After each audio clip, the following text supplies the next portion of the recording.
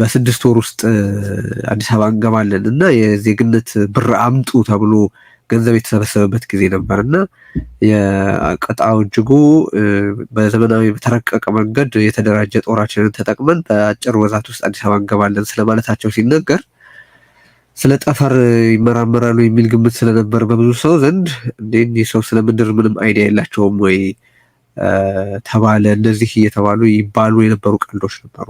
ምንድነው ያወራሃቸው እስቲ ንገረኝ። ወደ ኢትዮጵያ ጦር ይዞ ወደ ኢትዮጵያ ስለመግባት ስትል አንድ ነገር አስታወቅኩ ሳረሳው። ስለ የኦነግ ወታደሮች በአንድ ወቅት ላይ የምታስታውስ ከሆነ በጣም በብዛት የኦነግ ወታደሮች ወለጋ ውስጥ ከገቡ በኋላ በኢትዮጵያ መንግስት ተደርሶባቸው ተከበው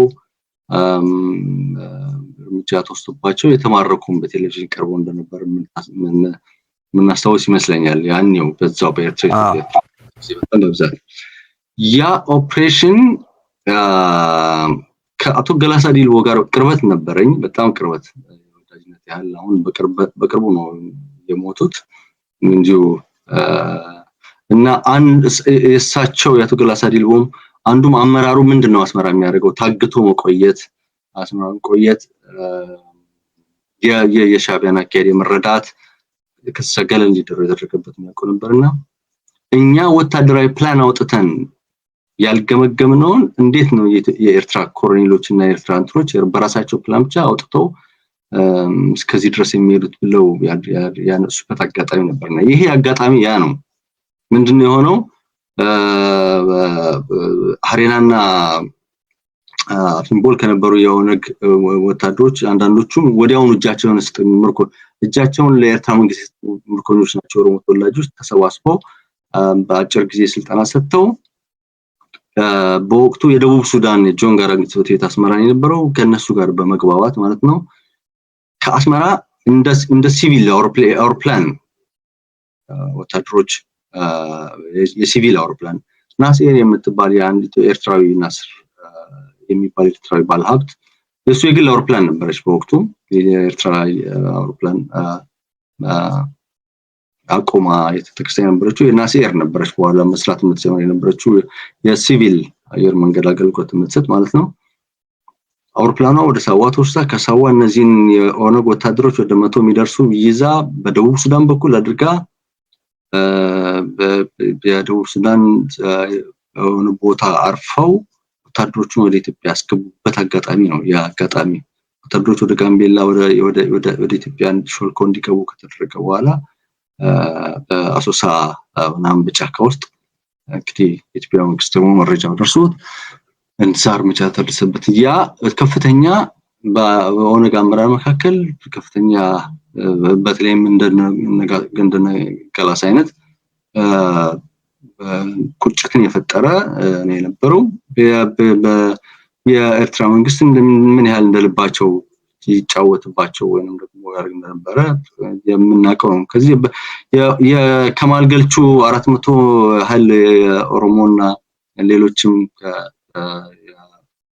ብሔር የአማራ 1 2 3 ነበሩ ይመስለኛል እንደማስታወሰው። በኋላ ወደ አርበኞች ሄዱ። እነሱን ይዞ ወደ ኤርትራ ሲገባም ከአመጣጣቸው ጀምሮ የነበራቸው ግንዛቤ ምን እንደነበረ ብዙም ግልጽ አይደለም፣ ግን ተናግረዋለን። እሱም ራስን አስችላል። እና ይሄን ባይልና ምሳሌ እሺ ወደ ኢንጂነር ቅጣው እንምጣ። ኢንጂነር ቅጣው ምንድነው ነው ያው እንደመጡ እኔ እንዳልኩ በቅርብ አለቃዬ ነው ተነግሮኝ የሄድኩት። የቅርብ አለቃዬ የሚሆነ ሰውዬ መጥቷል ኢንጂነር የሳተላይት ምናምን እንደዚህ ብሎ ምናምን ነገር ብዙም ዕውቀትም አልነበረውም። የቅርብ አለቃዬ እኔ ተስፋዬ ቀለታ የሚባል አለቃ ነው ነበር፣ ጀነራል ዳይሬክተር የነበረው የሬዲዮና እዚህ ሆቴል ሄዳ አገኛቸው። እንደዚህ የሚባል ኮሎኔል ጣዕመ የሚባል ያገኛል አለኝ። ተደወለልኝና ያልከው ኢንጂነር ቅጣው እጅጉ እንደሆኑ ገባኝ ስለው አሁን ኢንጂነር ቅጣው እጅጉ አለኝ። ማናቸው ነው እንደዚህ ነው የሚባሉት። የማውቀው እንግዲህ የጠፈር ሳይንስ ተመራማሪ እንደሆኑ ናሳ እንደሚሰሩ ነው እና ያረፉት እንዳልኩ እሱ በኋላ ነገር መረጃ ይፈልጉ የነበሩ ሰዎች አውቃለሁ እኔ እዛና ናሳ ይሰራሉ ወይ የሚል ጥያቄ በፎርማል ሪኩዌስት ጠይቀው እንደዚህ የሚባል ሰው አናውቅም መባላቸውን አውቃለሁ። እንደዛ ይሄንን ለማጣራት የሞከሩ ሰዎች እና በኋላ እንደገባን አይ ቲንክ እንግዲህ ቦይንግ ውስጥ ይሰሩ እንደነበረ ነው። ቦይንግ ውስጥ ያው አንዳንድ ስራዎች ውስጥ ይካፈሉ ነበረ አሏቸው፣ ግን በናሳ ውስጥ ይሰሩ እንዳልነበር ነው እንግዲህ እነዛ ወዳጆች ያደረጉት ማጣራት ላይ የደረሱበት ድምዳሜ ያ ነበረ። ምንም የተገኘ ነበር። ናሳ የሚሰሩ ኢትዮጵያውያን ሳይቀር ፍለጋ አድርገው ነበር አሉ ወይ በእርግጥ ናሳ ሰርተዋል የሚል ሙከራ አድርገው የቦይንግ ኮንተንት አማካሪ ድርጅት የሚል ካርድ የሰጡኝ አለ። የቢዝነስ ካርዳቸው የቦይንግ ኮንሰልታንሲ የሚል እንደዛ ነገር እና ምናልባት ኮንትራቶች ወስዶ ሊሆን ይችላል። ቦይንግ የናሳ የተለያዩ ነገር የስልክ ቁጥራቸው ያለበት ካርድ አለኝ እስካሁን ድረስ። እንግዲህ አንተ አሁን በጣም ጥሩ ነገር ይዘህ መጣህ። ያ ካርድ ናሳ የሚሰራ ሰው ለምን የቦይንግ እንትን ይሰጣል? እና የደረሰበትም ያንን ነው እንደነገሩኝ። ይሄ በግል ያቋቋምኩት ኩባንያ ነው፣ እንደዚህ ያማክራለሁ ሰራለሁ ምናምን አሉኝ። ከኔ ጋር የተገናኘ ነው። አሁን እሱን እንተውና እንዳልኩህ በአጋጣሚው ክሊር ማድረግ ፈልጌ ነው። ምንድነው እኔ ጋር እንደመጡ ያው ያረፉት ሳቫና ያለ ሆቴል ፊት ለፊት የሚገኘው ሆቴል ነው። አንድ የግል ሆቴል ግን የመንግስት እንግዶች ሲመጡ የሚያርፉበት ሆቴል ነው። ኒያላ ፊት ለፊት የሚገኝ ሆቴል ነው። ሳቫና ሆቴል ነው መሰለኝ ስሙን እንዳልረሳው ብቻ። እና የተነገረኝ ክፍል ቁጥር ውስጥ እንደሄድኩኝ ያው ኮሎኔል ጣዕመን አገኘሁት። አሁን ብርጋዴር ጀነራል ማለት ነው። አብረዋቸው ሁለት ኢትዮጵያኖች አሉ። አንደኛው ኮሎኔል፣ አንደኛው መቶ አለቃ ነው። አለቃም ሻምበል ናቸው በማዕረግ ሁለቱም ሰዎች ባሉበት ሰው መኝታ ክፍል ውስጥ ኮሎኔሉ ካገናኘን በኋላ ይሄ ጣዕመ ወጣ። እኔ ያው ቃለ መጠይቅ አደረኩላቸው። እንግዲህ ያው ቃለ መጠይቃችን ያው ከህይወት ታሪካቸውን ጀምረው ያው ከባህር ዳር ጀምሮ ተማሪ እንደነበሩ፣ በኋላ የፔዳጎጂ ኢንጂነሪንግ ተማሪ እንደነበሩ፣ ጃፓን ሄደው አማራቸው ምናምን ነው እና እድገታቸው በኋላ የኤሮኖቲክ ኢንጂነሪንግ ተምረው ናሳ ውስጥ የሰሩ ስለመሆናቸው የሰው አልባ የጠፈር መንኮራኩር ውስጥ በዲዛይንነት መሳተፋቸውን ነው የገለጹልኝ። ለእኔ ዋናው ጥያቄ ለምን ወደ ፖለቲካው መግባት የሚለው ነው እንጂ እሱን በተመለከተ ጋዜጠኛ ተስፋዬ ተሰማ በጣም ሰፋ ያለ ዘገባ ሰርቷል እና ይሄ ነገር እንትን የሚመጣ አይቻለሁ። አንዳንድ ጽሁፎች አይቻለሁ። ተስፋዬን እንጠይቀዋለን። ጋዳም ስለጻፈው እንትን አይቻለሁ። እሱ ግን ለማሁን ፖለቲካው ላይ እንዴት እንደመጡ ኤርትራ እንዴት መጡ እና ለምን ወደ ፖለቲካ ገቡ ነው የኔ ጥያቄ። ምን አሉኝ? አዲስ አበባ የኖህ ሰመር የሚባል ኢትዮጵያዊና ሱዳናዊ ከኢትዮጵያና ከሱዳን የሚወለድ ባለሀብት ኖህ ሰመር የሚባል በዲኤስቲቪ የሚሰራ ሬዲዮ ጣቢያ በዲጂታል የመረጃ ስርጭትን በአፍሪካ ውስጥ ለማስፋፋት እንዲያግዝ ብሎ ሳተላይት ማመንጠቅ እንደሚያስፈልግና ሳተላይት ለማመንጠቅ ደግሞ የኢንጂነሪንጉን የፕላን ጉዳይ ላይ እንደተባበሩ አድርጎ ይሄን ሰራን። ይሄን በተመለከተ ጉባኤ ለማካሄድ አስመራ አዲስ አበባ አህጉር አቀፍ ጉባኤ ለማካሄድ አዲስ አበባ ሄድኩኝ። አዲስ አበባ ሸራተን ሆቴል ይመስለኛል ጉባኤ ተካሄደው። በዛ ጉባኤ ላይ በኋላ ላይ እንደታወቀው ያ ሬዲዮ ጣቢያ አስታውሳለሁ ዲኤስቲቪ ሬዲዮ ጣቢያ ተሰራጭቶ ነበር። አስመራም ነበረ የመሸጫ እንትኑ የኤፍኤም እና የኤኤም እና ኤፍኤም ብቻ ነው ዲጂታል ከሳተላይት ሬዲዮ ስርጭት የሚቀበሉ ፕሮግራሞችን የሚቀበሉ እንደሚመስለኝ የቴሌቪዥን ወደ ሳተላይት መግባት ያን ሬዲዮ ያን ስንትን ያዳክመው ይመስለኛል። ለዛ ጉባኤ በሄድኩበት አዲስ አበባ አሉ። ይሄ እንግዲህ የሚሆነው ኢትዮጵያ ኤርትራ የባድመ ጦርነቱ አልቆ የአልጀርስ ስምምነት ተፈርሞ ከዚያ በኋላ ባሉት አመታት ነው። እንግዲህ እንደማስበው 2000 እሳቸው የሄዱት እንግዲህ 2000 አካባቢ ላይ ሜቢ 2001 አካባቢ ይመስለኛል። እንደሄድኩኝ የአሜሪካ አምባሳደር እራት ጋበዘኝ። ያው ባለኝ የናሳ የሲአይኤም ጥበቃ እንደ አሜሪካዊነትም ጋበዘኝና እዛ አራት ግብዣ ላይ ዴቪድ ሼን መሰለኝ አምባሳደር የነበሩት አምባሳደር ዴቪድ ሼን እና በውይይት ላይ የኢትዮጵያ ዩኒቨርሲቲ ተማሪዎች ከድሮም ጀምሮ በመንግስት ይገደላሉ አሁንም ያለው መንግስትም በዩኒቨርሲቲ ተማሪዎች ላይ ግድያ ይፈጽማል አለኝ እና እናንተ ኢትዮጵያን ተማሪዎችን መግደል ለምንድነው የምታቆሙት አለኝ አሉ እኔ ደግሞ አልኩት አሉ እኔ ከ40 ዓመት በላይ ከኢትዮጵያ ከወጣሁ ስለ ኢትዮጵያ ምንም አላውቅምና አንተ ምን አደረክ ስለው በወቅቱ ጠቅላይ ሚኒስትር መለስ ዜናዊን አናግሬያቸው ነበር እና ተማሪዎች ዩኒቨርሲቲ ተማሪዎች ረብሻ ነበር አስታውሳለሁ የኤርትራ ሪፈረንደም ተከትሎ የተካሄደ ወይንም የግል መጽሔቶች እንደዚህ ያጃ ዩኒቨርሲቲ ረብሻ አጋጥሞ እና የፕላስቲክ ጥይት ስላልነበረን አንድ ተማሪ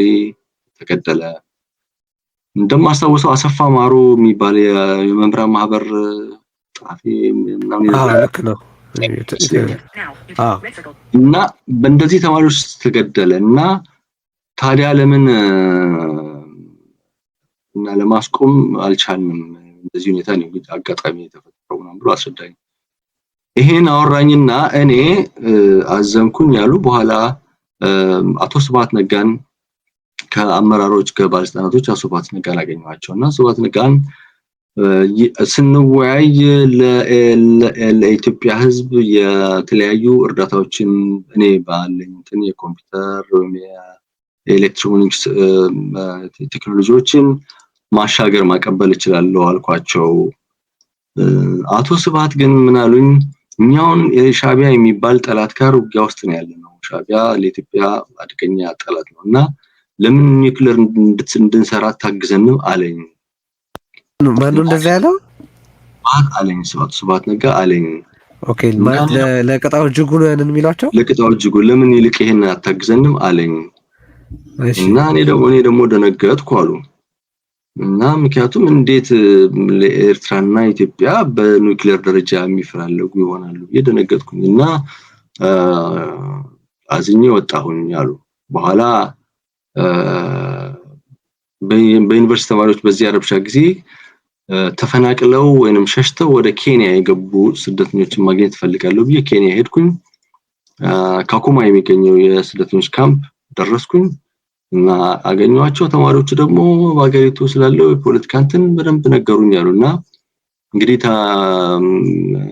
ተማሪዎቹ የነገሯቸውን ተቀብለው ከተማሪዎቹ አንድ ወኪልም በስልክ ቁጥር ሰጥተውኝ ቃለ መጠይቅ አድርጌዋለሁ አንድ የተማሪዎቹ ወኪል ተብሎ ስሙን አሁን ሳውሳለሁ እና ከዚያ በኋላ ስመለስ ኢትዮጵያ ውስጥ የፖለቲካ ስራ ለካ መሰራት አለበት ብዬ አሰብኩኝ አሉ እና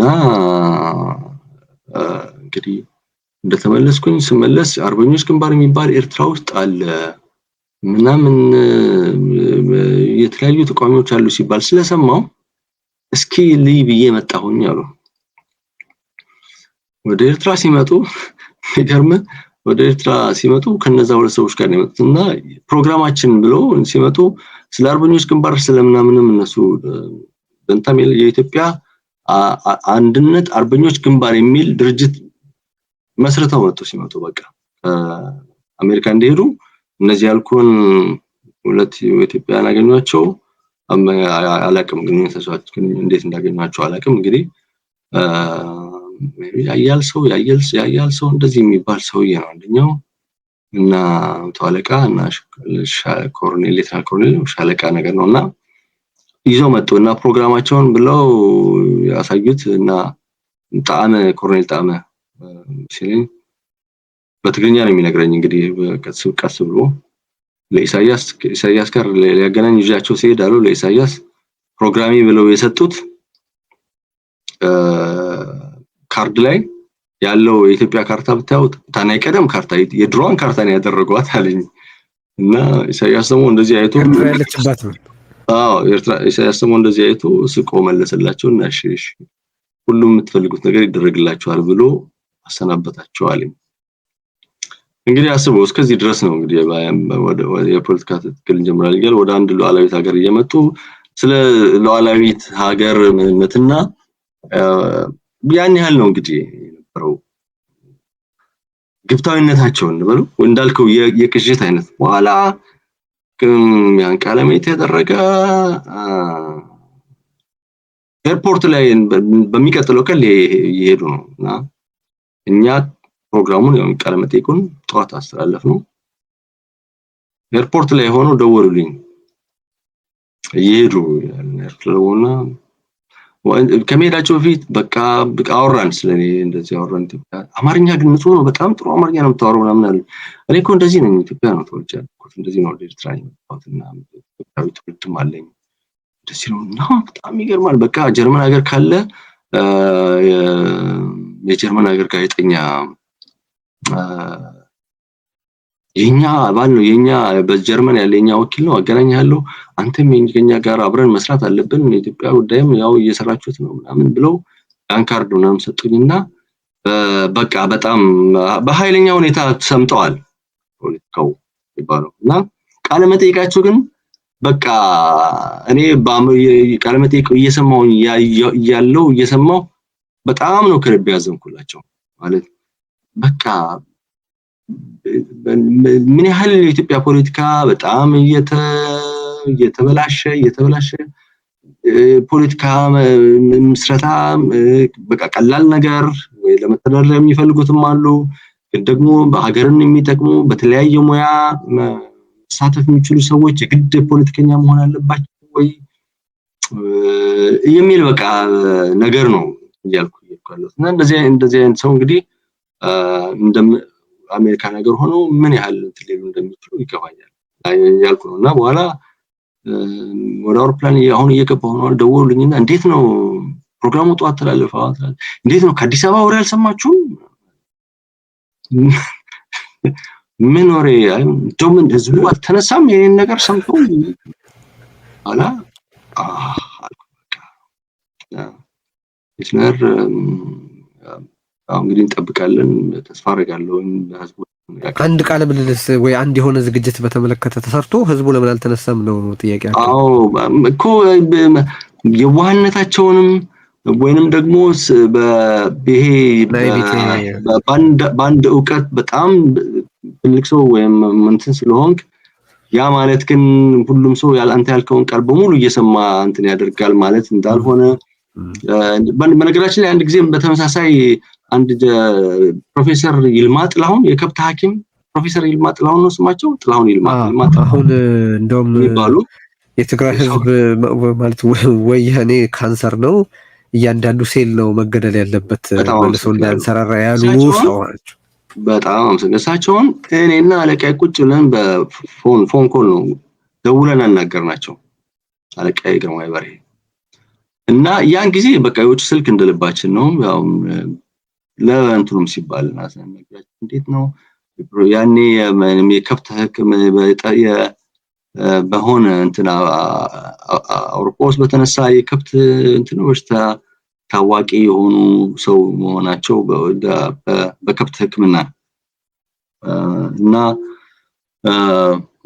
በሙያቸው ሙያተኛ ናቸው እና ያገኘናቸው አጋጣሚ ማን ሊያገናኘን እንደቻለ ማን እንዳገናኘው አላውቅም እና ስናወራ የኤርትራ አሁን ያለው ሁኔታ ይኸውልኛ እኔም እኮ በአፍሪካ ቀንድ የከብት እንትን ለማቋቋም ፈልጌ እንትን ስላላልክ እንደዚህ አድርግ ብሎ ሊቆጣጠሩ ሞከሩ እንዳውም የከብት እንትሩን እኛንን መምራት የሚገባኝ አሉኝ ብለው በጣም እንትን ነገሩ ነው። ኦኬ ያልናቸው ሰማን። ያው አሁን ምንድነው ምን መፍትሄ ይኖራል ምን መፍትሄ መቀመጥ አለበት ምን ያስባሉ መፍትሄው ብለን ጠየቅናቸው። ምን መሰላችሁ መሆን ያለበት አሉ 4 ኪሎ የገባው ይሄ ትግሬ በሙሉ ተሰብስቦ ወደ ትግራይ መመለስ አለበት ወደዛው የከብት አጥር ተሰርቶ እንደ ከብት አጥር እዛ ነው ታግቶ መቀመጥ ያለበት ከውን ያለው እንግዲህ ይሄንን የሚሉት ሰው በኢትዮጵያ ከከብት ጋር በተገናኘ ፕሮጀክት መስራት ስለተከለከሉ ባደረባቸው ቂም ምክንያት ነው በተቀላላ ህብረተሰቡ ይገደል የሚሉት የፖለቲካ መፍትሄ ከአንድ የከብት ሐኪም ስለሆኑ የሰው ልጅ እንደ ከብት አጥር ከብቶችን በምንይዝበት አያያዝ መንገድ ነው እንዴ የመያዝን መፍትሄ ያስቀምጣሉ እንዴ? ሰውየውም ራሱ ከብቱን ይል ይሄ ነው የተናገሩት። እንግዲህ ከዛሬ 20 ዓመት በፊት መሆኑ 20 ዓመት ሆነ መሰለኝ እንግዲህ ወደ ኋላ ስንመለስ እስካሁን ድረስ እንግዲህ አልበሰሉም እኚህ ሰውዬ። አሁንም ይሄን ያራምዳል እንዴ አይታጣም እና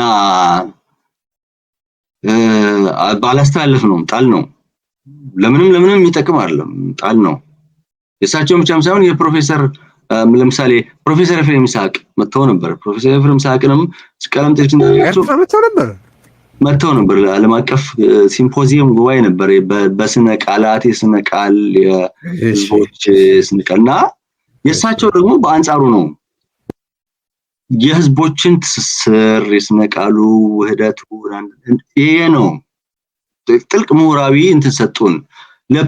ለፕሮፓጋንዳም ይመቻል ነበር። አሁንም እዚህ አልተላለፈም።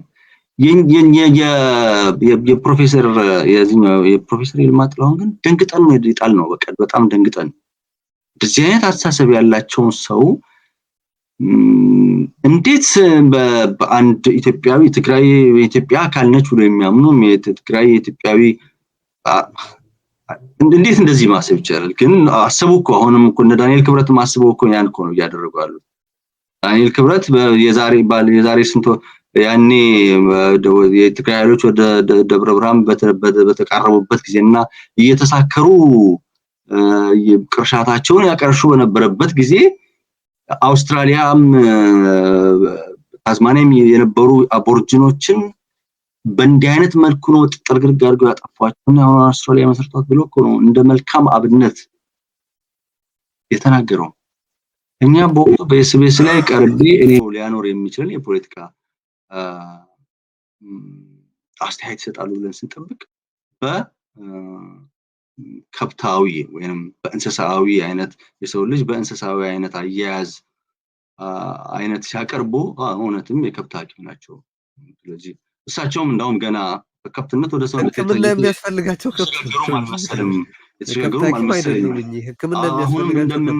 አሁንም እንደምናየውም እኮ ሰውየው ህክምና የሚያስፈልጋቸው ናቸው። እንዴት አድርገው እየኖሩ እንደሆነ ማለት ነው።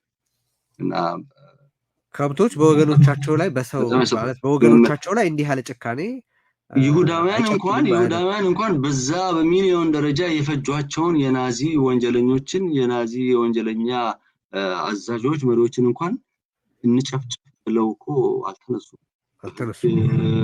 በፊት ለፊት በህግ ለፍርድ ይቅረቡ ነው ለፍርድ አቅርበው ነው የተፈረዷቸው። እንኳን ይሄ ነው በቃል ደረጃም በዚህ ደረጃም እስካሁንም ድረስም እና ያሉት የጀርመን ሰዎችም ይቅርታ የሚጠይቁበትም የሚያደርጉበትም ያ እንትኑ ይሄን ነው የሚያስተምረና እነዚህ አይነት ሰዎች አገር ቤት ላለው ኢትዮጵያ የብዙ ውህድ ብሔር ብሔረሰቦች ሀገር ናት በሚፈልጉት አይነት መንገድ ለሚጠሯት ማለት ነው። እሳቸው አሁን ከተለያየ ከሁለት ሶስት አይነት የዘር ሐረግ የተወለዱ ሊሆኑ ይችላሉ እና አንዱን ለይተው በእንዲህ አይነት መልኩ እናጥፋለን ሲሉ እንደዚህ ማሰባቸው በመንግስት ቴሌቪዥን የተላለፈ ነው በጣም ያሳዝናል። እና የቀጣው እጅጉን ነገር እንዲያነሳል አሁንም እኮ የኦፊሻል ይፋዊ ባለስልጣን ነው እኮ ዳንኤል ክብረትም ይሄን ዳንኤል ክብረት የጠቅላይ ሚኒስትሩ አማካሪ ነው፣ የመንግስት አቋም ነው። ያውም ደግሞ የማህበራዊ ጽህፈት ቤት አማካሪ። እንግዲህ ማህበራዊ ማለት ደግሞ ማህበራዊ ነው እንደምናውቀው የሚናበብ የሚተሳሰር የሚዋሃድ የአብሮነትን የአብሮ መዋሃድን መቻቻልን የሚያስተምር ጽህፈት ቤት የሚባል ይመስለኛል። ማህበራዊ ሲባል ሁሉንም በኩል የሚያይ መንግስታዊ ነው፣ ስርዓታዊ ነው። ከዛም ባሻገር ግን በግል የሆነ ፕሮጀክት አልተፈቀደልኝም ብለው የሆነ ህዝብ እንዲጠፋ የሚፈልጉ ግለሰቦች ምን ያህል ሰው መሳይ ሆነው እንደው በአገሩ ፖለቲካ ውስጥ እየበረዙት እንዳለ አየሩን ያሳየናል። ጭፍጨፋ እያወጁ እንደሆነ ቅድም ጨረፍ ያደረካትና እንመለስበታለን ያልኳትን ነገር እናንሳት።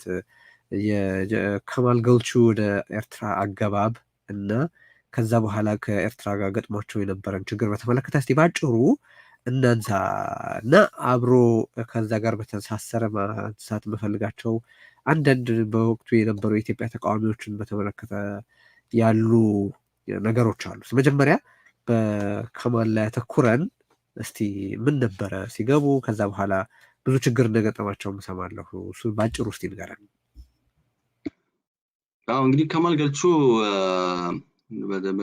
በወቅቱ እንደተገለጸው ያን ያህል ቁጥር ያለው ወታደሮች ይዞ እንደመጣ ትልቅ 200 ነበር 200 300 380 ወደ 400 አካባቢ ናቸው። እሱ ሁለት ሌተናል ኮሎኔሎች ሌተናል ኮሎኔል ገመቹ እና ሌተናል ኮሎኔል አበበ ይሄ ከኢትዮ ኤርትራ ጦርነት በኋላ የሆነ ነው እንግዲህ ወደ 2002 አካባቢ ነው አይደለም በ2006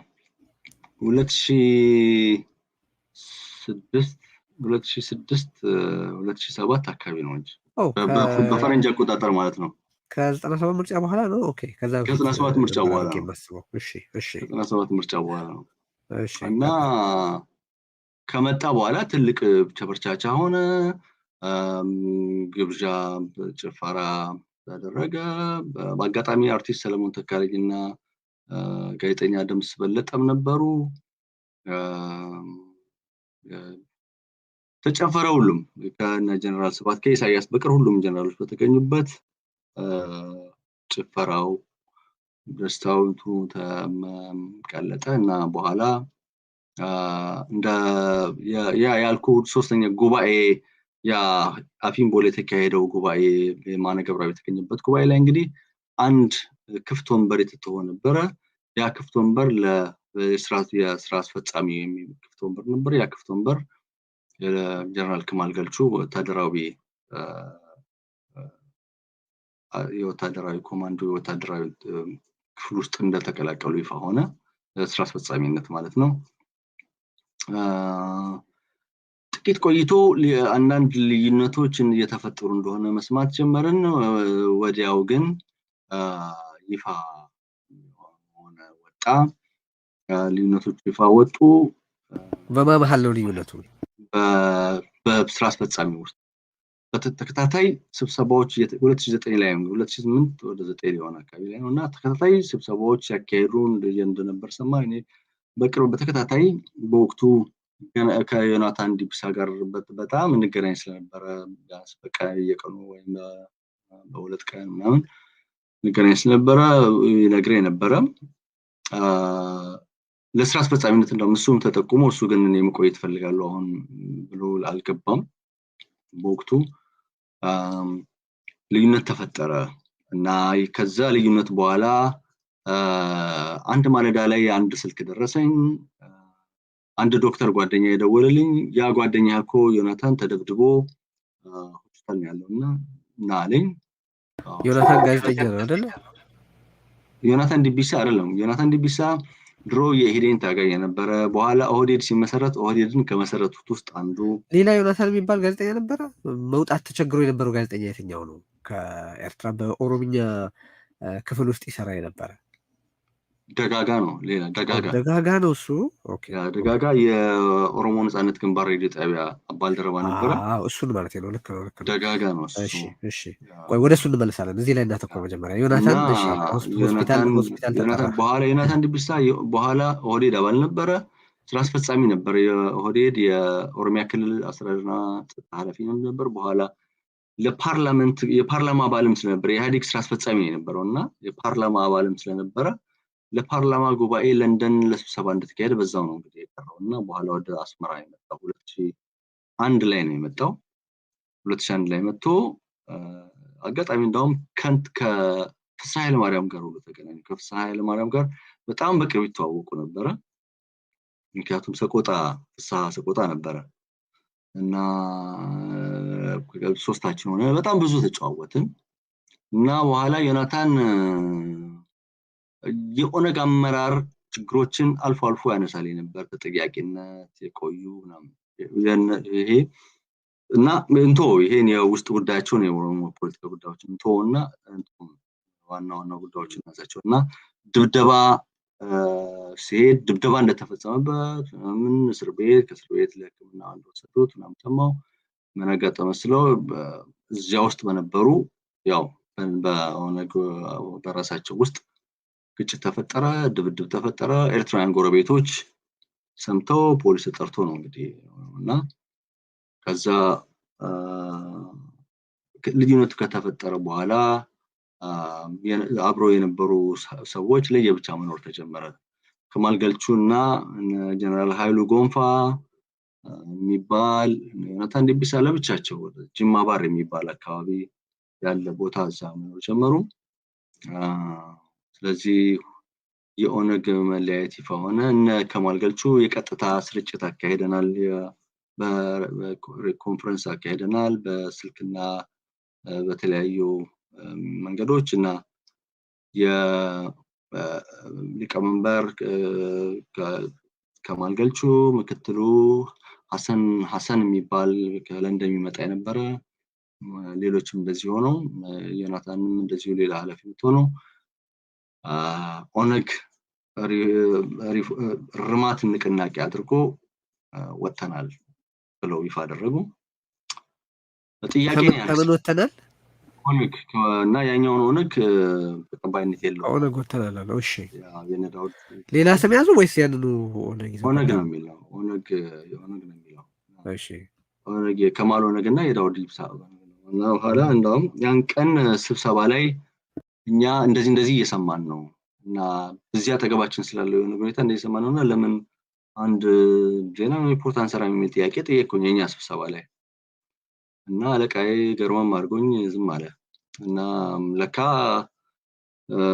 አይፈልግም እኛ ዝም እንድንል ነው የሚፈልገው። እኛ ዜናው በአሜሪካ ጣቢያ ተላለፈ እና ከማል ገልቹ የሚናገሩበት ሁሉ ጠፋቸው። አጋጣሚ እኔ ጋዜጠኛ ከነበረው የጀርመን ሬዲዮ ጋር ቅርበት ነበረኝ ከጎይቶም ቢሆነኝ ጋር ከማል ድምጻቸው መሰማት አለባቸው እነዚህ ሰዎች የሚል የግል አቋም ወሰድኩኝ። ምክንያቱም እኔ የነዳውድም የነከማል የማንንም የፖለቲካ ደጋፊ አይደለሁም፣ ግን እንደ ጋዜጠኛ ደግሞ እዚህ ያለ ኢትዮጵያዊ እዚህ ያለ ኢትዮጵያ የፖለቲካ ኃይል ድምጽ መሰማት አለበት ብዬ እነከማል ጀማል አገናኘው። በኋላ እነከማል በጀርመን ሬዲዮ አቋሙ ሲገልጽ ረብሻ ተፈጠረኛ ቢሮ እንዴት ማን አገናኛቸው ከእንትና ጋር እንደዚህ አንተ ትሆናለህ ምናምን ቅርበት አለ ከእናንተ ጋር ማስፈራራት። ኤርትራ ሆነው ነው በጀርመን ሬዲዮ አቋማቸውን የገለጹት። ኤርትራ ሆነው ነው እና እኔ ደግሞ በቃ ዋህነት እንዴ እንደዚህ ነው። ከመጀመሪያውም ጀምሮ እንደዚህ አይነት ሁኔታዎች አጋጥመው ነበር። አይደለም በግል ትቀርባለህ የሚል ክሶች ተደጋጋሚ ይቀርቡ ነበር። በግል ከነዚህ ኢትዮጵያን ተቃዋሚ ኃይሎች ጋር ከነዚህ ኃላፊዎች ጋር ትቀርባለህ ምንድነው ምናምን ሁልጊዜ የምገልጽ የነበረው እኔ እነዚህ ሰዎች ማንኛውም ወገኖቼ ናቸው። ቋንቋ እንግባባለን፣ የፖለቲካ እንግባባለን፣ እናወራለን፣ ደስ ይለኛል። ከዛ ባሻገር ግን እኔ እንደ ጋዜጠኛ እዛ እንደ ዜና ቁጭ ብዬ ወሬ መጠበቅ የለብኝም። የትም ቦታ እየገባው ወሬ ማነፍነፍ አለብኝ። ትልቅ ሰው ነኝ፣ መፈተሽ አለብኝ። በታሪክ ውስጥ ያለፈ ሰው ሆኜ አንድ ቀን መጠየቄ አይቀርም። ይኸው አሁን ምን መመስከር የቻልኩት እኮ እንደዚያ ሁኔታ ራሴን በጣም አደጋ ውስጥ እያስገባሁ ብዙ አደጋ የገባው የወደኩባቸው አጋጣሚዎች ነበሩና ስለነበረ ነው። እና በእንደዛ ሁኔታ የነሱን ማድረግ እንትን አላልኩኝም። በኋላም ሬዲዮ ጣቢያን ከፍታለን ሲሉ ሶፍትዌር ለነሱ በኮምፒውተር ውስጥ የሚጫን ሶፍትዌርን ከየትም አፈላልጌ ቤታቸው ውስጥ ነው በኮምፒውተር የሬዲዮ ድምጻቸውን ሰምተው ጀርመን ከሚገኝ ጋር ሆነው ድምጻቸውን እንዲያሰሙ የራሴን እንደ ጋዜጠኛም እንደ አንድ ሰውም ማገዝ ቻልኩኝ። እና በኋላ እኛ ጋር የከማል ገልቹ የኃይሉ ጎንፋ ፎቶአቸውን ስዕላቸውን እንዳይቀርብ ተባለ፣ እንዳይገባ ስለነሱ እንዳይናንሳ የመንግስት አቋም ነው። የመንግስትን አቋም እኛ እንሰራለን። በግሌ ደግሞ እኔ ሌላ ነኝ። መንግስት ላይ የምሰራው ሌላ ነው። በግሌም በመሰረቱ የኔ የፖለቲካ የኋላ ታሪክ እንደ ሻቢያ ካለ መንግስት ጋር መስራት የሚያስችለኝ አይደለም ግን በታሪክ አጋጣሚ እዛ ሀገር ስለገባው በነበረኝ ሙያ መስራት ስለነበረብኝ ነው እዛው ያለው ከመጀመሪያው ቀን ጀምሮ ማለት ነው እንደ ኤርትራዊ እንደ መንግስት ሰራተኛ ስራ ነበር ከዚያ ባሻገር ግን ፖለቲካሊ በአንድም ቀንም ልስማማም አልችልም ምክንያቱም እኔ ሂደን ውስጥ በቆየሁባቸው ጥቂት አመታት ውስጥ ስለ ዲሞክራሲያዊ መልቲ ፓርቲ ሲስተም ከዚያ በኋላ የነጻ ጋዜጦች እንደዚህ ምናምን ስለ የነበርኩን ሰውዬ እዛ ጋር መጥቼ መደነቁርበት ምንም ምክንያት የለም ግን መኖር ስላለበኝ ነው ነበርና ያ አግዞኝ ሁሉንም በየፈርጁ እንዲያደርገኝና እነ ከማል በኋላ በዓለም አቀፍ ደረጃ እንደገመትኩት በውጭ ሀገርም ተቀባይነታቸው ወደ መሃል ሀገር ያስተላልፉት የነበረው መልእክት እየጎላ የሚሄድ ሁኔታዎች ይመስለኛል በእነሱ ስር የነበሩት አፊምቦል እና ሀሪናም የነበሩት በተለያየ ቦታ አስቀምጠዋቸው የነበሩትን ከከማል ጋር የመጡ ከ350 በላይ ወታደሮችን ሰብስበው አጠፏቸው እና ከከማልም አጠፏቸው ማለት ወደ ወሰዷቸው ከካምፕ ወሰዷቸው ከማል ያን ምርጫ ካደረጉ በኋላ ወደ ውጭ የመውጣት ጥያቄውን ከለከሉት እሺ ከኤርትራ መውጣታችንም ተባለ ዮናታን ድቢሳም በተመሳሳይ ትንሽ ቆየና ከከማል ጋር ከቆየ በኋላ በቃኝ አሁን ማረፍ ፈልጋለሁኝ አለ ብዙ ተወያየን ለረጅም ዓመት ፖለቲካ ውስጥ ቆይቻለሁ አሁን ወጭል ከዚህ በኋላ መቆየት አለበት ያለ ምክንያቱም ዮናታን ባለቤቱ ኢትዮጵያ ውስጥ የነበረችው ኢትዮጵያ መከላከያ ሰራዊት አባል የነበረችው ልጆች አሉት ታጋይ የነበረችው ባለቤቱ እና ወጣ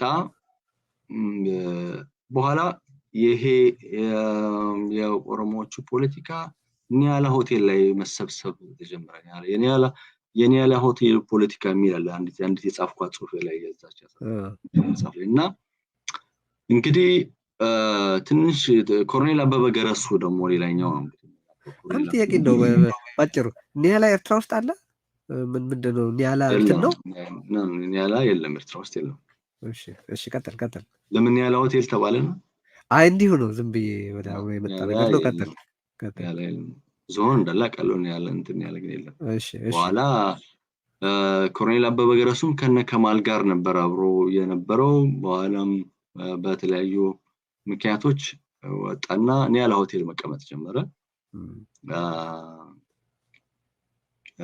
ኒያላ ሆቴል በዛው እንዲያርፍ ተደረገ ትንሽ ቆይቶ የከማል እንቅስቃሴዎች በአይነ ቁራኛው ተከቦ ታወቀ አንድ አጋጣሚ ላይ ወደ አሰብ የሚሄድ ድል አገኘው አሰብ ሩቅ ነው እንግዲህ ካስመራ ትራንስፖርት የለም ምን የለም ግን በግል ነበር የምንሄደው የግል ላንድ ክሩዘር ከጓደኛ ጋር ሆነን የግል ጉዳይ ነበረን አሰብ ሄደን አሰብ በሄድኩበት አጋጣሚ ከነ ከማል ጋር የነበሩ ሰራዊቶች ምጽዋ አካባቢ ነው የነበሩት በኋላ ወደ አሰብ እዛ አሰብ ዙሪያ እንደነበሩ ሰምቼ ስለነበረ አጋጣሚ አሰብ አገኘሁኝ አንድ ሁለቱን አገኘኋቸው አረጋገጥኩኝ ረፍት ቀን የነበረና ረፍት በረትከ ስመለስ ካለቃዬ ለኛ ደብዳቤ ጠበቀኝ አሰብ ሄደሃል አሰብ ሄድክበት ከሀገራዊ ጉዳይ ጋር መያያዝ አለበት ምን የሚል እና እስከ ሀገራዊ ደህንነት ድረስ ተላለፈ ለምን እንደዛ ነው አገኘሃቸው ነው ነው ኩናጋኛቸው ነው ያለማንም የሄድኩበት ደግሞ ግልጽ የሆነ ምክንያት ነበርኝ ቤተሰባዊ ምክንያት ያለማንም ፍቃድ ያለ ፍርድ ቤት ትዕዛዝ አለቃዬ ደሞዜን ቀጣኝ ደሞዜን በደብዳቤ ነጠቀኝ እንግዲህ እንደሚታወቀው ደሞዝ ያለ ፍርድ ቤት ትዕዛዝ ደሞዝ አይነካም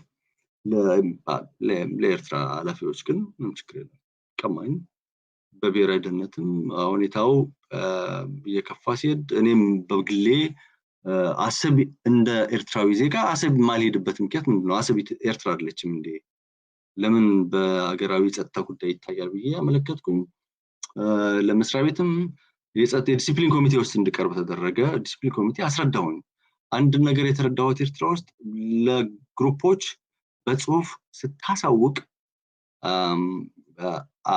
አንድ የሚጠቅምህ ነገር አለ፣ አንድ በሌላኛው ሳይድ ደግሞ ሊያድንህ የሚችል ወይንም ያንተን ሊረዳ የሚችል ኃይል ልታገኝ እንደምትችል ተረድቻለሁ። ስለዚህ ከዝምታ ይልቅ እንደዛ መሟገትን መረጥኩኝ። ግን ያው በደሞዝ በስራ ከንትን ውጭ ሆንኩኝ። የምሰራቸው መደቦች እንትን እንዳይሉ እንዳይተላልፉ፣ ወደ ድንበር ስለስራ ጉዳይ እንዳልሄድ እነ ከማል ሲመጡ ሌሎች ናቸው ሄደው የተቀበሉት። አዳዲስ ልጆች ከሳዋ የመጡ አዳዲስ አባላቶች ነበሩ። በቃ እነሱ ሆኖቹ እኔ ግድ የለኝም። ሌሎች የቴሌቪዥን መዝናኛ ጀመርኩኝ። እንደውም በሳምንት 2 ቀን የሚቀርቡ ጉዳይ ምናምን የሚባሉ በቃ የኤርትራና የኢትዮጵያ ህዝቦችን ወዳጅነት እንደዚህ ኢትዮጵያ የነበሩ ኤርትራኖችን ስለ ኢትዮጵያ ህይወታቸው እንዲያስረዱ እንደዚህ አይነት ነገር ውስጥ አዘነበልኩኝ። ይፈቅዳል እንዲህ አይነት ነገር እንዲተላለፍ በምክንያት አድርገን አስፈቀደ። ምክንያቱም ያን ጊዜ ኤርትራ ውስጥ የነበሩ ኢትዮጵያን ወታደሮች ድምጻቸው እንዲሰማ እንፈልጋለን፣ ይህን ያህል ምርኮኞች አሉ እንዲባል እጃቸውን የሰጡ መልእክት እንዲያስተላልፉ፣ ሁለተኛ ውጭ ሀገር ያሉ ኢትዮጵያኖችን በዛው አጋጣሚ ወደ ኢትዮጵያ መልእክት ያስተላልፋሉ እና እንዲህ አይነት እንትን ጀመርን። የበዓል ቀን አስመልክተን ነው እንግዲህ የጀመርነው። የበዓል ቀን አስመልክተን አድርገን ጀመርን። ግን በኋላ ብዙም እንትን አድርጎ ቁጥጥር አለው፣ ይሄን አድርግ እንደዚህ አታብዛ ምናምን እና ግን ጀመርን። እነ ከማል በኋላ ይሄ አበበ ገረሱ ትንሽ ቆየና የጅማ ልጆች እንቅስቃሴ የሚል ነገር እያደረኩ ነውና እስኪ ያግዘኛል በኢንተርኔት የጅማ ልጆች ለምን ስለው አይ በቃ የአርሲ ልጆች የወለጋ ልጆች ምናምን እንደዚህ በአካባቢ ፖለቲካ እንትኖች የማድረግ እንደዚህ ችግር አለ ምናምን ነገር የሚል በኦሮሞ ፖለቲካ ውስጥ አንዳንድ የሚነሱ ነገሮች እንደዚህ ናል። አበበ ገረሱ ማለት እንግዲህ በአሁኑ ወቅት የአብይ አህመድ ታማኝ የጸጥታ ኃላፊ የሆነ በኦሮሚያ የሚገኝ እነ ከማል ስልጣን በነበረው ጊዜ ጀነራል ከማል በነበራቸው ጊዜ የእሳቸው ምክትል ሆኖ የሰራ በኋላ አበበ ከአብይ ጋር የቀጠለ ጀነራል ከማል ግን የሚገርም ወጥተዋል። እሱ ላይ ነው ወደ እሱ ልመጣልህ ነው እኮ ይሄን ካደረገ ይሄን እንቅስቃሴ እያደረገ እያለ በመሃል ታሰረ። ዮናታን ዲቢሳ ወደ ውጭ ለማድረግ የሚያደርገው ተከለከለ። ይሄ ኮሎኔል አበበ ታሰረ ተባለ።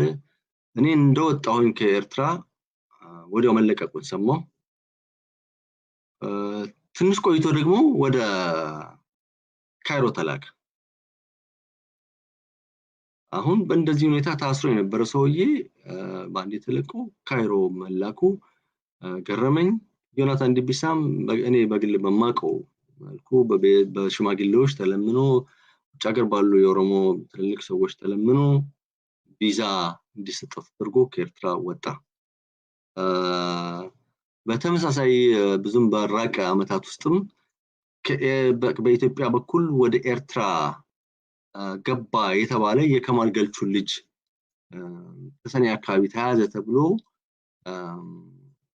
እሱን በመያዣነት በመያዝ ከማል ተልኮ ተሰጥቶት የአንድ ጀነራል ልጅን እንደሚስት አድርጎ ወደ ዩጋንዳ ተላከ መባልን ሰማሁኝ። ዩጋንዳ እንደገባ ወኩኝ። እንግዲህ ዩጋንዳ ከገባ በኋላ ኢትዮጵያ ውስጥ የተከተለው የኦሮሚያ በመላው ኦሮሚያ ይካሄድ የነበረው ነውጥ ይሄ በኋላ ላይ ነጃዋር ከበስተጀርባ ሆኖ ይመሩት የነበረው የተቀናጀውን ማለት ነው። ግብፅም በፋይናንስ ታግዞ የነበረውን እንቅስቃሴ ማለት ነው። ብዙም ሳይቆይ እንግዲህ እነዚህ የኦሮሚያ አካባቢ የተፈጠሩት ቀውሶች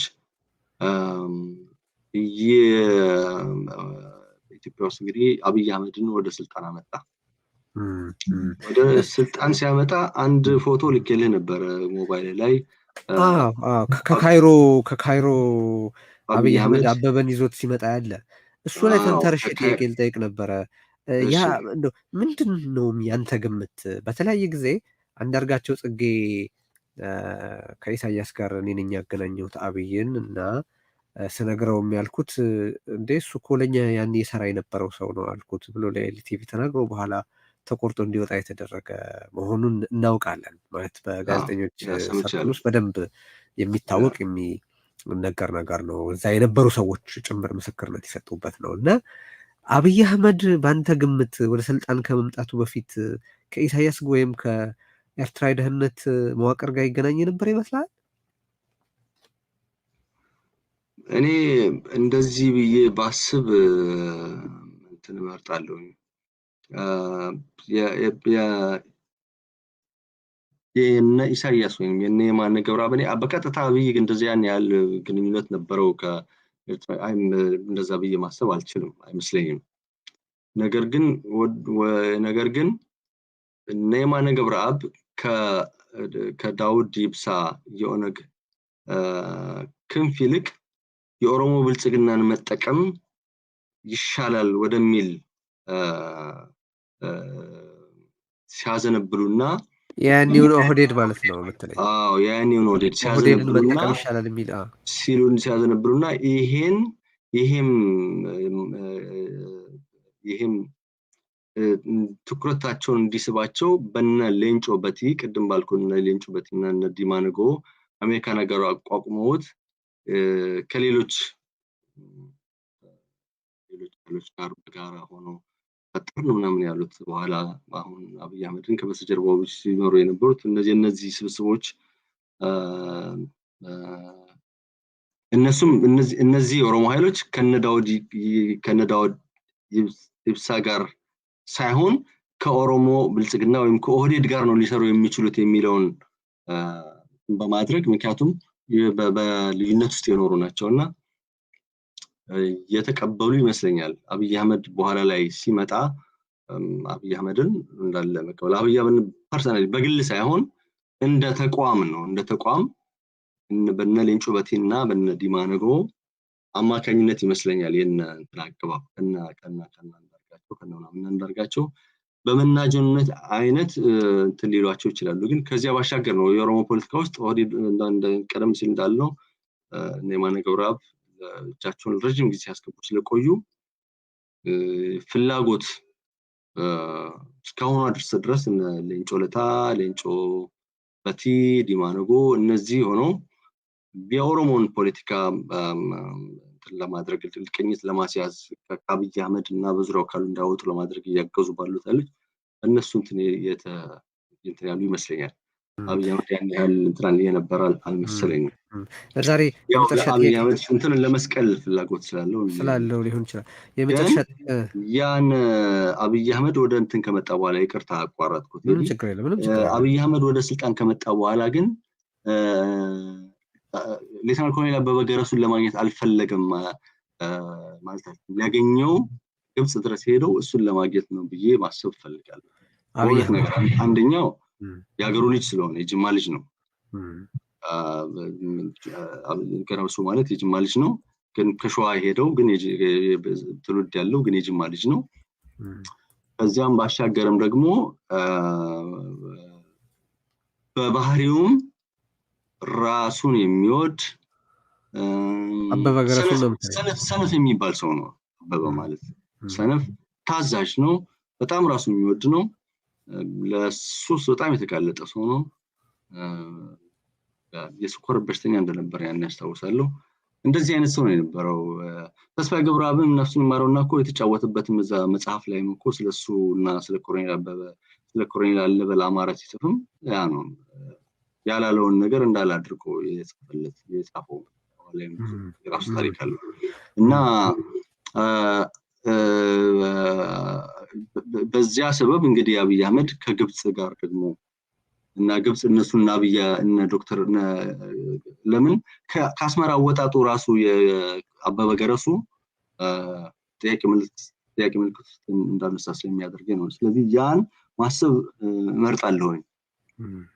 ስለዚህ አበበ ገረሱን ሲወስደው እና በቀጥታ በዛ ኃላፊነት ላይ ሲያስቀምጠው አበበ ገረሱ እስከ መጨረሻው ታማኝ ሆኖ ሊያገል እንደሚችል ያውቀዋል። ቀደም ሲልም አበበ ገረሱ ምናልባት አብይን አግኝቶት ሊሆን ይችላል ብዬ አስባለሁ። ከመሄዱ በፊት እነማን አሉ ኦህዴድ ውስጥ የጅማ ልጆች እነማን አሉ ምናምን እያደረገ ነበር የሚፈልግ። እሺ እነ ደጋጋ የተባለውን ጋዜጠኛ በተመለከተ ቅድም ጨረፍ አድርገን ነበረ።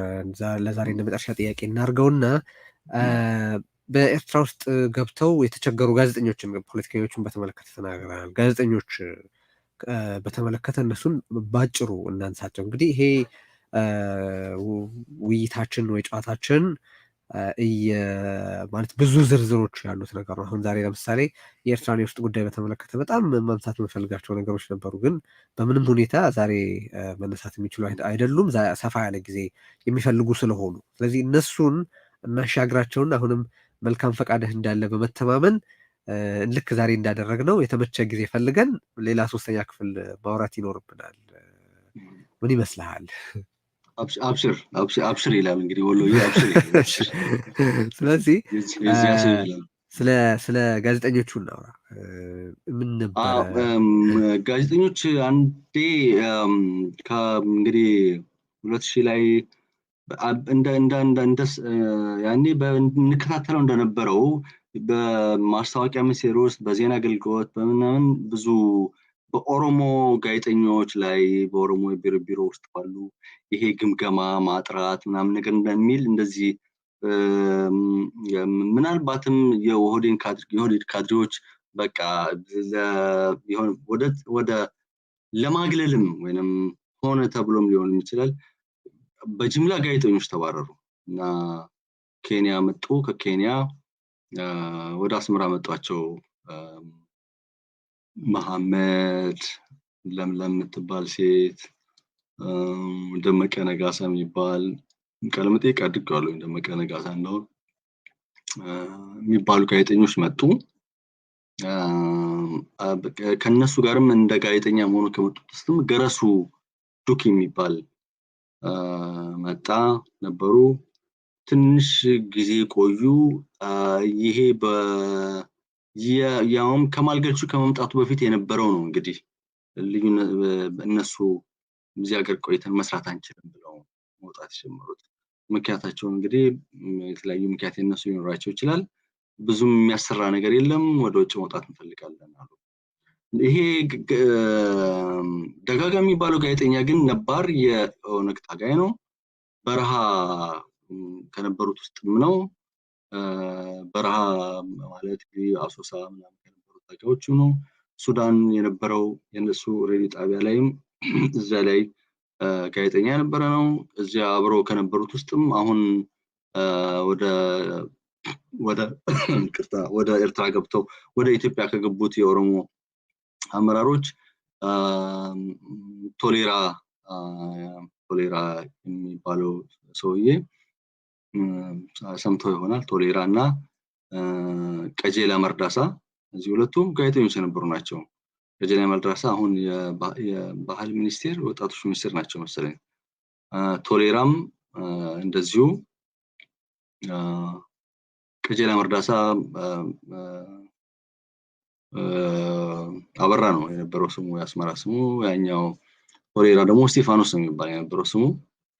እነዚህ ጋር ነው አሁን አስመራ ውስጥ 2 ሬዲዮ ጣቢያ የነበረው የኦሮሞ ኦነግ። አንደኛው እኛ ጋር ማስታወቂያ ሚኒስቴር የኦሮሞኛ ክፍል ተብሎ የሚሰራ እኛ ጋር ኤርትራውያኖችም ያሉበት ማለት ኤርትራውያኖች 1-2 ኤርትራውያኖች ነበሩ። ኤርትራውያን ሆነው ወለጋ ሰው አካባቢ ተወልደው ያደጉ ኦሮሞኛ የሚችሉ። ከተማ ውስጥ ደግሞ ሲኒማ አዝመራ የነበረውና በኋላ የራሳቸው መኖሪያ ቤት ውስጥ ያቋቋሙት ስቱዲዮ ውስጥ ደግሞ ኦነግ ውስጥ ደግሞ ያ የኦነግ ሬዲዮ ጣቢያ የሚል የራሳቸው በኦነጎች ብቻ በእነ አባ ጫላ ለታ የሚመራው ማለት ነው የፖለቲካ ክንፉ ሲኒማ አዝመራ ያሉ የኦነግ የደቡብ ሱዳን ሬዲዮ ጣቢያ የሚተላለፍበት የነበረ ነው። እንግዲህ ሲኒማ አዝመራ የሚባለው ስቱዲዮ ማለት የነበሩት እና ከነዚህ ጋር የሚሰሩ የነበሩ ናቸው። የኦነግ የሚባሉ ጋር የሚሰሩ ናቸው እና ልዩነቶች ተፈጠሩና ወጡ። በኋላ የስደተኞች ዓለም አቀፍ ስደተኞች ኮሚሽን በየነው እንዳፍራሽ የሚባለው የደህንነት መስሪያ ቤት የሚሰራ የነበረው አልኩስ ከመጣ በኋላ በሱ እገዛና በአገራዊ ደህንነቱ በሱ አቅራቢነት ኤርትራ ኢትዮጵያንን እንደ የሌላ ሀገር ስደተኞች የመቀበል ዓለም አቀፍ ግዴታ ሊኖርባት ይገባል በሚል ግፊት ፖለቲካሊ ለመጠቀምም ሻዕቢያ ያን ተቀበለ። የሚያሳዝነው ነገር ግን ኢትዮጵያውያን ልክ እንደ ኤርትራውያን ቪዛ ይከለከላሉ፣ ቪዛ ይሰጣቸዋል። ልክ እንደ ኤርትራ ሻዕቢያ በኤርትራ ላይ የሚያደርገውን ማንኛውም ነገር ኢትዮጵያ ላይ የሚያደርገው ምክንያቱም ኢትዮጵያውያን ናቸው። በኤርትራ መንግስት መግባትና መውጣት ሊቆጣጠራቸው አይገባም። በመሰረቱ ወይ መጀመሪያ መግባትን ነው መከልከል የሚችለው። መግባትን መከልከል ይችላል፣ መውጣት ግን መከልከል። ያውም ደግሞ ዓለም አቀፍ የስደተኞች ኮሚሽን የሴትልመንት የሚባለው የማስፈር ቅዱ የማረፊያ ሀገር ያገኘላቸውን እንትኖች ነው የሚከለክል የነበረው። ይሄ ደጋጋ መጨረሻ ላይ ባል ሚስትም ልጆችም ስለነበሩት በጣም ከመቸገሩ የተነሳ ከውጭ የሚመጡ የኦሮሞ ሰዎች ኢትዮጵያኖችን እጅ እስከማየት ሁሉ የደረሰበት ነበር ችግሩ። አንድ ሌላም ባለሙያ ታድሰ የሚባል እንደዚሁ ተቸግሮ እንደሞተ አስታውሳለሁ። እነዚህ ጋዜጠኞችም ተቸግረው በብዙ ልመናና ምልጃ በኋላ ላይ አንድ ላይ ወጡ። ደመቀ ነጋሳና ሌሎች አብረው የነበሩት አንድ 4 ጋዜጠኞች ናቸው፣ 4-5 ይሆናሉ ይመስለኛል። ደጋጋን ግን ሊያወጡት አልቻሉም። ምክንያቱም ደጋጋ ብዙ ነገር ከበረሃ ጀምሮ አብሯቸው የነበረ ነው እና የሚያውቅ ነው። ሊወጣ ሊሉት አልቻሉም፣ ቪዛ ሊሰጠው አልቻለም። እስከ መጨረሻው እንደዛ ነው። እኔ እስከወጣ ድረስ አልወጣም ነበረ። የሚያሳዝን ገረሱ ዱኪ የሚባለውም በእንደዚያ ነው። ገረሱ ዱኪ እንዳውም ከኮሎኔል ታደሰ ሞላ ጋር ቅርበት ነበረው። በጣም ብዙ ከሚያማርሩ የሻዕቢያን እጅግ በጣም አስቀያሚና አስነዋሪ አሰራር ከሚያዩ ነው የነበረው። በሚያሳዝን ሁኔታ ግን እሱም ከነ የኢሳት ጋዜጠኞች ጋር ሆኖ ኢሳያስ አፈወርቂን ቃለመጠይቅ ለማድረግ ወደ አስመራ ተመለሰ እና አብሮ ፎቶ ተነሳ። ኢሳያስን በቃ እንደ ትልቅ ሰው ወይንም በአፍሪካው ቀንድ እንዳለ አንድ እንትን መሪ ቆጥረው እነ መሳይ የሚባሉት የኢሳት ጋዜጠኞች ኤርትራ ውስጥ አማርኛ ዘፈን እንደዚህ ሰማን፣ ኤርትራ ህዝብ እንደዚህ ነው እያሉ ለኛው መልሰው ሊነግሩን ጋር ሆኖ አየሁትና አዘንኩኝ። በጣም አዘንኩኝ። አልጠብቀውም ነበረ። ለማንኛውም ያኛውም መቀጀላ መርዳሳ የሚባለውም እንዲህ በጋዜጠኝነት ያለ ሚስቱን ከውጭ ሀገር ከኢትዮጵያ በኬንያ በኩል እንድትመጣ ቪዛ ተሰጥቷት እንድትመጣ ተደርጎ ከንሻ የሚባለው የፕሮቴስታንት እምነት ተከታይም ስለሆነ ሰርግ ተደርጎ አግብቶ ከ2000 ዓመተ ምህረት ፈረንጆች ጀምሮ ማለት ነው ኦቦ ዳውድ ኢብሳ በድርጅቱ ስም እየታገዘ ማለት ነው ቤት ሰጥቶት፣ ያውም በእነሱ ድርጅት ማግባት የተከለከለ ማግባት ክልክል ነው። ብቻ ትዳር ለብቻ መያዝ ክልክል ነው እነሱ ጋር። እሱ ቀለብ እየተሰፈረለት እንግዲህ ኦቦ ዳውድ ያግዙታል ምናምን እየተባለ ነበር የሚታማ የነበረው። ሌሎች ታጋዮች ያጉረመርሙ ነበር ለብቻው እንዴት በግሩፕ ነው የሚኖሩ የነበሩት። እሱ ብቻው ቤት ሰጥቶት 3 ልጆችን ወልዶ አሳደገ። አዲስ አበባ ከገቡ በኋላ ግን የስልጣን ነገር ሆነና እንግዲህ ኦቦ ዳውድን ክዶ ከአብይ ጎን ቆመ። ቀጀላ መርዳሳ ማለት ነው። ሃይማኖታዊ ፖለቲካ ነው ያቆራኘው ከአብይ ጋር ወይንስ ሌላ ነው የሚለው እንግዲህ ለእንትን እንተው። እንደዚህ አይነት ጋዜጠኞች ነው የነበሩበት ነው። በጣም አመሰግናለሁ። እንግዲህ ታሪክ ነው ምናምን በሚቀጥለው ዝግጅታችን ሻዕቢያ የአማራ ፖለቲከኞችንና የአማራን ሕዝብ በተመለከተ ስላለው እይታ፣ ስለ ግብጽ ስውር እጆች በተደጋጋሚ እናወራለን ብለን በቀጠሮ እያራዘምናቸው ስላሉ